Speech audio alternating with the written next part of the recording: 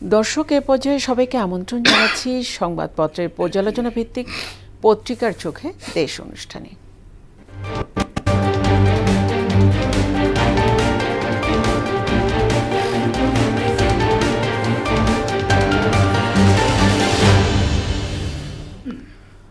দর্শক, অনুষ্ঠানের আজকের অতিথি মোহনা টেলিভিশনের বার্তা সম্পাদক সুমন মোস্তাফিজ। সুমন, পত্রিকার চোখে দেশ অনুষ্ঠানে আপনাকে স্বাগত। প্রথমে আমরা দেখে নেব আজকের পত্রিকাগুলোর শিরোনাম। প্রথম আলোর শিরোনাম করেছে ভয়াবহ বন্যায় বিপর্যস্ত 12 জেলা, মৃত্যু 8। ভয়াবহ বন্যার এমন পূর্বাভাস ছিল না, শীর্ষ 5 ব্যবসায়ী কর ফাঁকির অনুসন্ধান। বন্যার বড় কারণ অস্বাভাবিক বৃষ্টি। দৈনিক ইত্তেফাক,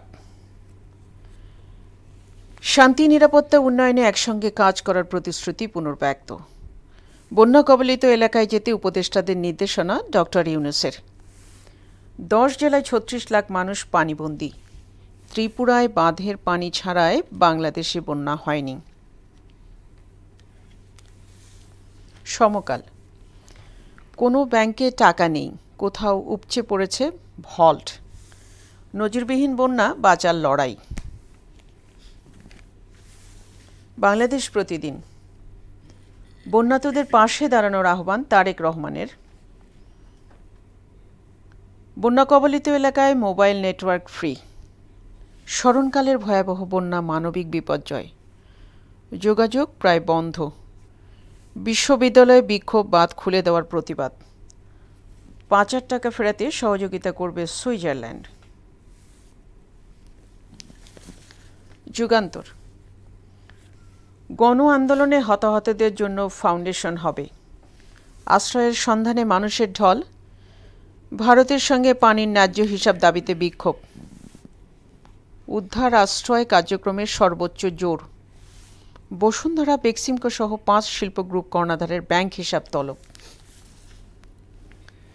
দেশ রূপান্তর, পানিতে প্রাণ বাঁচানোর লড়াই। ডলারে ঘুষ দিয়ে পালালেন বেনজির। ভারতে কতদিন থাকতে পারবেন শেখ হাসিনা? যে কারণে এমন স্রোত, এত ভীতিকর। বণিক বার্তা, এমন পানি দেখেনি ফেনীর কয়েক প্রজন্ম। লিয়াজো কমিটির ওরা 6 জন। দ্য ডেইলি স্টার, NBAর 6 bank details of 5 business tycoons. Flash floods wreak havoc in 20 districts. তো আমরা পত্রিকাগুলোর শিরোনাম আজকে দেখে নিলাম। প্রত্যেকটা পত্রিকায় একটা শিরোনাম প্রথমেই করেছে, সেটা হচ্ছে যে বন্যা নিয়ে। যে বন্যায় 8 জনের মৃত্যু, নজিরবিহীন বন্যা, বাঁচার লড়াই। 10 জেলায় 36 লাখ মানুষ পানিবন্দী। প্রথম আলো একটা শিরোনাম করেছে যে ভয়াবহ বন্যায় বিপর্যস্ত 12 জেলা, মৃত্যু 8। এটা নিয়ে আপনার সঙ্গে একটু কথা। ধন্যবাদ আপনাকে। বন্যাই আজকে শিরোনাম, মানে গত 3 দিন ধরেই যে ভয়াবহ বন্যা পরিস্থিতি এ নিয়ে অনেকে অনেকভাবে বলছেন। আমরা জানি এই বন্যায় সবচেয়ে বেশি ক্ষতিগ্রস্ত ফেনী জেলা, ফেনী এবং আশপাশের জেলাগুলো, মোট 12টি জেলা ক্ষতিগ্রস্ত। তো ফেনীর অনেক বয়স্ক মানুষেরা বলছেন যে তাদের জীবনে তারা এইরকম এতটা পানি, মানে বন্যা তো আমাদের দেশ প্রাকৃতিক দুর্যোগ প্রবণ দেশ, এখানে বন্যা খরা সবই আছে। তো ওনারা বলছেন যে এইরকম বন্যা তাদের জীবনে এত পানি দেখেননি।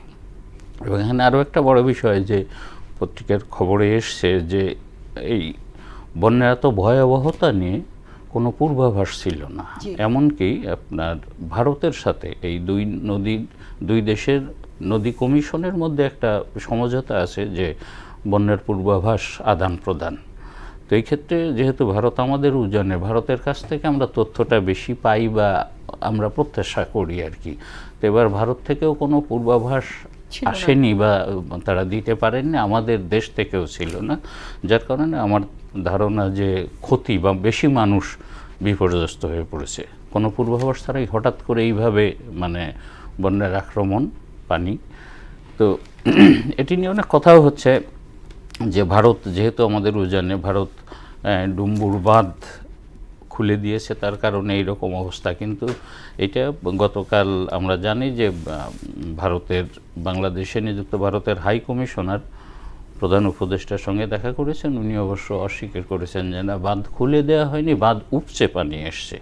আবার আমাদের দেশেরও দুইজন পানি গবেষণা ইনস্টিটিউটের একজন প্রফেসর এবং আন্তর্জাতিক পানি বিশেষজ্ঞ ডক্টর আইনুন নিশাত ছাড়া তারাও বলছেন যে এইটা, এর মধ্যে কোনো রাজনীতি নাই বা ভারতকে দোষারোপ করে কোনো লাভ নাই। বস্তুত মানে অতিবৃষ্টির কারণে, মাত্রাতিরিক্ত বৃষ্টির কারণে ভারতের পানি গড়ে আসছে এবং আমরা আক্রান্ত হয়েছি।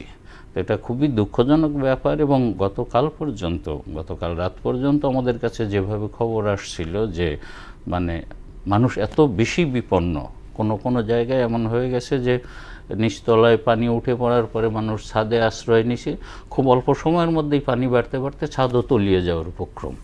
তখন মানুষের কোনো যোগাযোগ নাই, টেলিফোন, মোবাইল নেটওয়ার্ক নাই, কোনো যোগাযোগ ব্যবস্থা নাই। ওই মানুষটা বা একটা পরিবার যে বিপন্ন, সেই বার্তাটাও সে কাউকে দিতে পারছে না, জানাতে পারছে না। এমন খবর গতকালও পাইছি আমরা যে একটা পরিবারের হয়তো 5 জন সদস্য, তারা বিচ্ছিন্ন, একজন আর একজন সম্পর্কে জানে না কে কোথায় আছে। সবচেয়ে বড় সংকট এইটা তৈরি হয়েছে। তবে খুশির খবর যেটা, সেটা হচ্ছে যে সর্বস্তরের মানুষ এমনভাবে ঝাঁপিয়ে পড়েছেন এই বন্যার্তদের সহযোগিতায়, সহায়তায়, যেটা আমার মনে হয় এর আগে এভাবে জানা যায়নি। যে যার অবস্থান থেকে সর্বোচ্চ সহায়তার চেষ্টা করছেন। আমরা এর মধ্যে জেনে গেছি যে মানে আমরা জানি যে ক্ষতিগ্রস্ত 12টি জেলা এবং 36 লাখ মানুষ। এর মধ্যে সরকারিভাবে 8 জনের মৃত্যুর খবরও নিশ্চিত করা হয়েছে। তবে এই সংখ্যাটি আমার ধারণা যে অবশ্যই আরও বাড়বে। বেশ কিছু মানুষ নিখোঁজ, যাদের এখনও বিচ্ছিন্নভাবে বলা হচ্ছে যে একজন হয়তো বলছে যে আমার বাবা মার খোঁজ পাচ্ছি না, আর একজন বলছে আমার ভাইয়ের খোঁজ পাচ্ছি না। তো অবস্থাটার একটু উন্নতি হওয়ার পরে এই মানে পরিস্থিতিটা জানা যাবে এবং আসল পরিসংখ্যানটা বোঝা যাবে।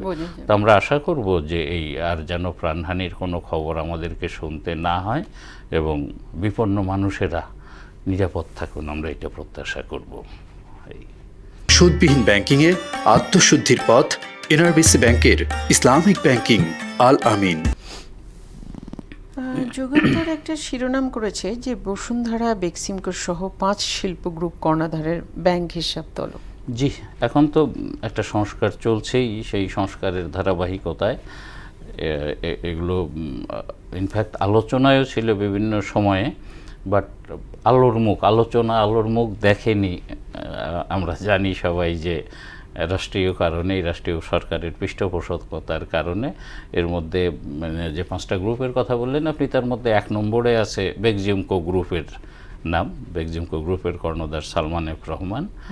আপনার আরেকটি আছে সামিট গ্রুপ, আমরা সেটাও জানি। সামিট গ্রুপের মানে সদ্য পতিত সরকারের একজন মন্ত্রী ছিলেন সামিট গ্রুপের একজন মানে কর্ণধারের ছোট ভাই।